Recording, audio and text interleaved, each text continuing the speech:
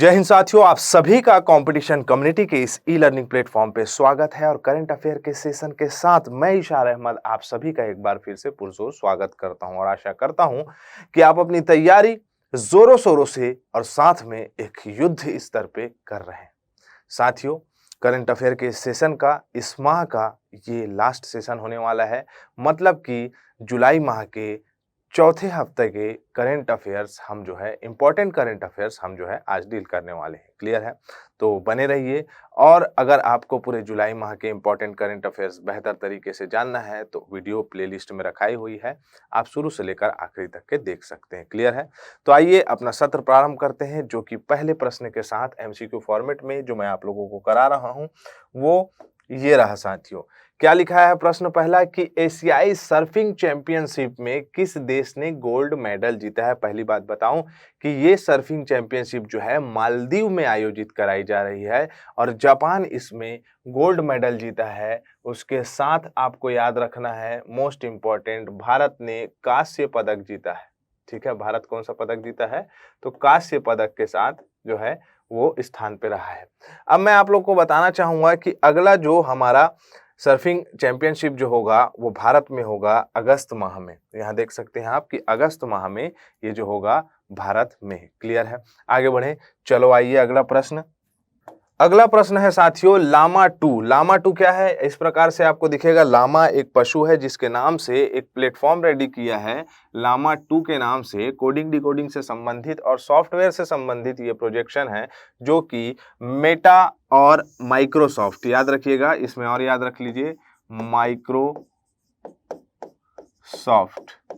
Company के द्वारा इसे लॉन्च किया गया है, जो कि बहुत सारे डेटाबेस और पब्लिक कनेक्टिविटी या कह सकते हैं यूजर कनेक्टिविटी से संबंधित क्या है आपका प्लेटफॉर्म है। क्लियर है? तो मेटा अगर पूछेगा लामा 2 किससे संबंधित है तो ये क्या है, एक सॉफ्टवेयर है और आपका ये सोशल नेटवर्किंग और सभी चीजों के लिए आपका महत्वपूर्ण हो जाता है। आइए इसकी डिटेलिंग देखें हम कि मेटा और माइक्रोसॉफ्ट की संयुक्त रूप से लामा 2 नामक अपने नए बड़े भाषा मॉडल को पेश करे हैं। कृत्रिम बुद्धिमत्ता की साझेदारी पे विस्तार करता है और बाकी डिटेलिंग्स आप जो है नोट कर सकते हैं। मेरे हिसाब से इतनी जानकारी ठीक है। आगे बढ़े, आइए अगला है हमारा प्रश्न साथियों, भारतीय नौसेना ने किसके साथ मिलकर जहाज निर्माण, ओके ठीक है, नौसेना ने जहाज निर्माण की प्राचीन टंकाई विधि, टंकाई मेथड को पुनर्जीवित करने के लिए एमओयू साइन किया है। अब ये बताओ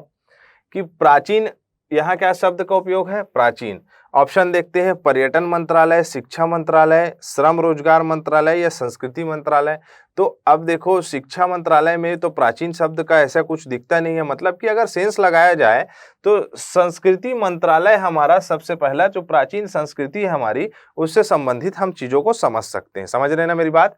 ठीक है। अब ये टंकाई विधि क्या है? तो ये सिलाई है, एक प्रकार की एक सिलाई का मेथड है, जो आप YouTube में सर्च करेंगे व्हाट इज द मतलब आपका टंकाई विधि क्या होता है, तो आप बेहतर तरीके से समझ भी पाएंगे। क्लियर है?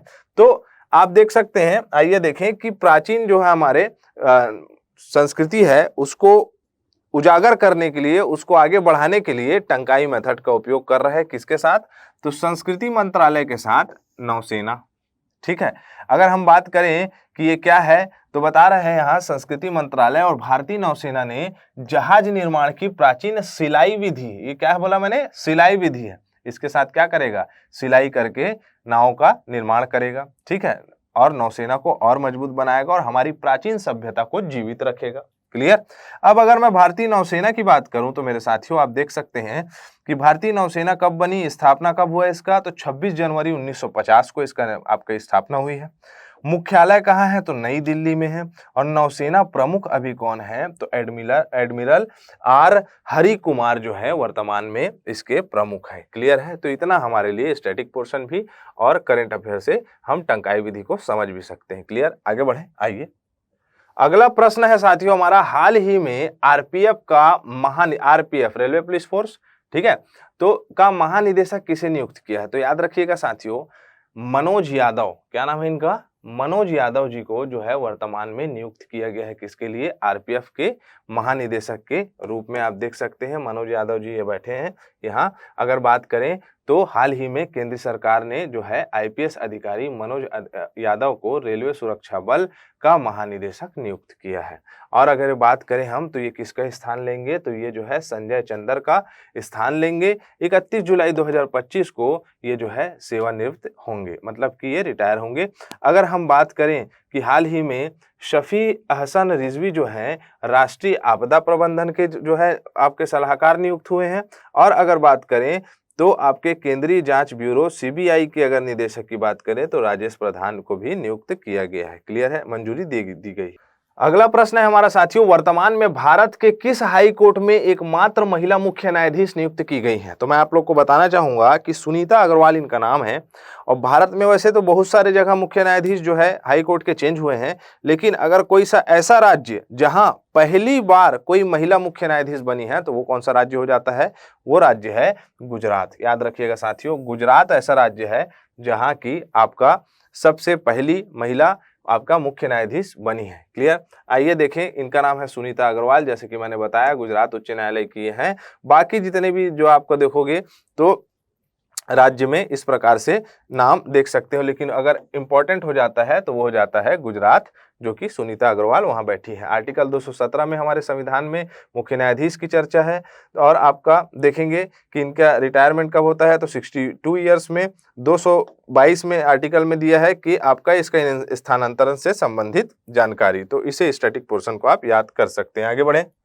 अगला प्रश्न है हमारा फीफा वुमेन्स वर्ल्ड कप 2023, ठीक है, मोस्ट इंपॉर्टेंट। ठीक है, तो आपका कहाँ आयोजित किया जा रहा है? तो आयोजित किया जा रहा है ऑस्ट्रेलिया और न्यूजीलैंड में। यही होगा, ऑस्ट्रेलिया और न्यूजीलैंड इसमें कराया जा रहा है। तो क्या हो जाएगा आंसर? ऑस्ट्रेलिया और न्यूजीलैंड में कराया जा रहा है। क्लियर?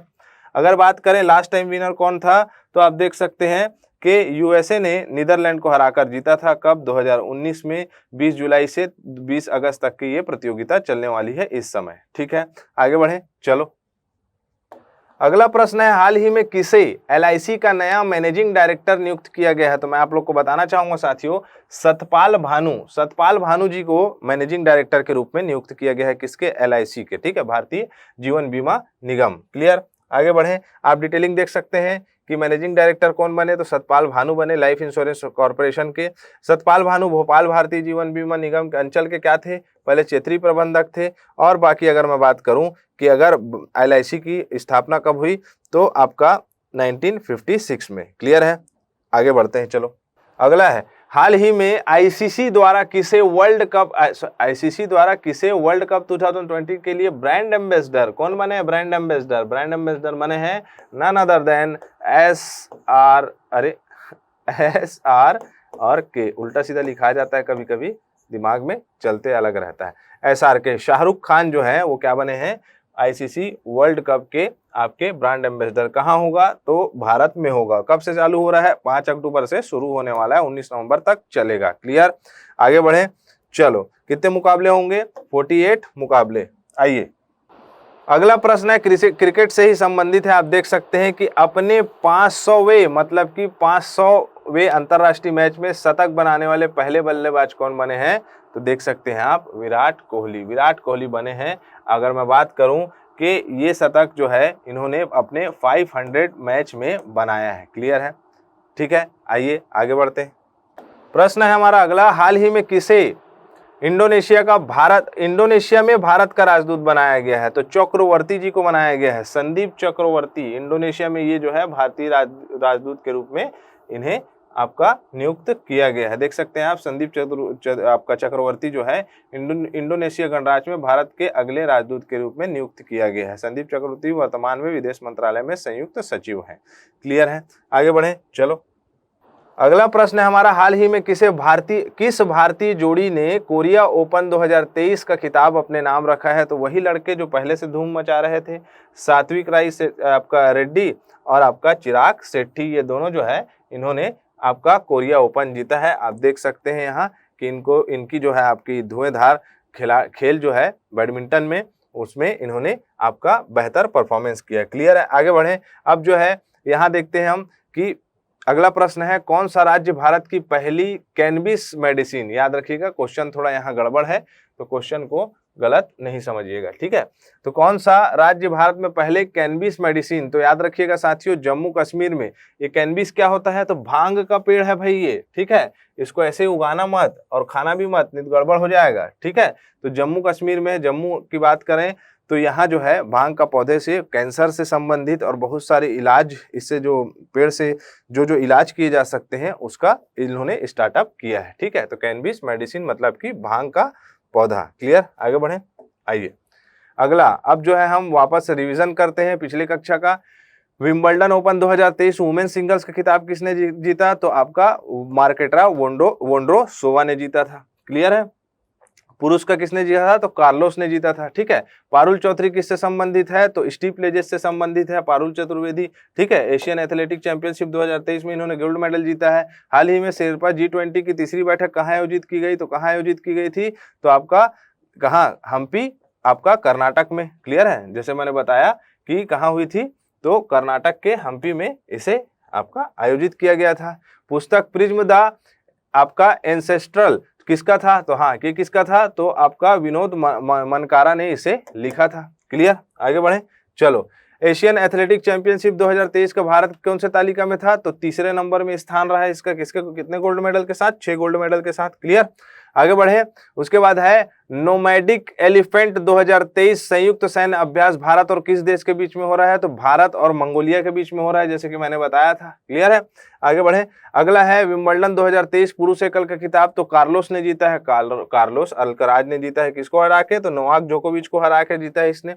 प्रतिवर्ष नेल्सन मंडेला दिवस कब मनाया जाता है, तो 18 जुलाई को मनाया जाता है। 2009 में यूएन ने इसे घोषित किया था कि 18 जुलाई को नेल्सन मंडेला दिवस मनाया जाना चाहिए। राष्ट्रीय बहुआयामी गरीबी सूचकांक किसके द्वारा जारी की जाती है, तो नीति आयोग के द्वारा जारी की जाती है। क्लियर है, आगे बढ़े। अगला बात करें कि वर्ल्ड पैरा एथलेटिक चैंपियनशिप में भारत ने कुल कितने पदक जीते, तो भारत ने कितने पदक जीते, तो 10 पदक जीते थे भारत ने।